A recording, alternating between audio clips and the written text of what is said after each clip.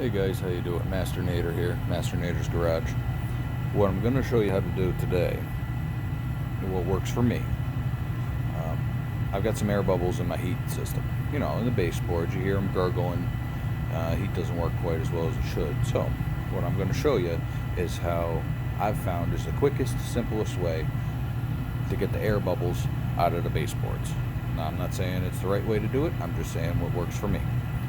So, there's a couple ways you can do it. One is right here. There's a garden hose fitting on this thing.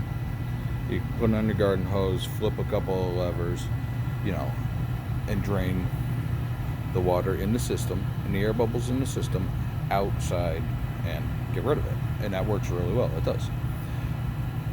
Quicker and easier way that I've found for me to do it is attached right here, right to this thing. This right here, it's the pressure release valve.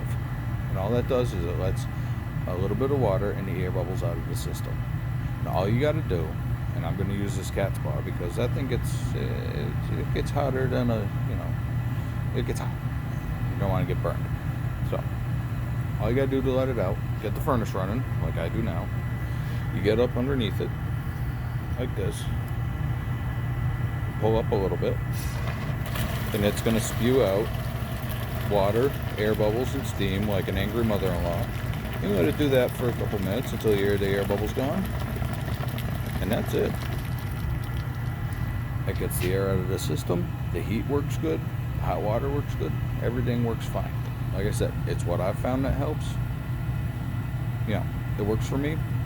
Maybe it can work for you too. I'm not telling you to do it, but just a quick little video on what I've found, and it seems to work really well. Alright, I will talk to you guys later. Catch you on the next one. Bye.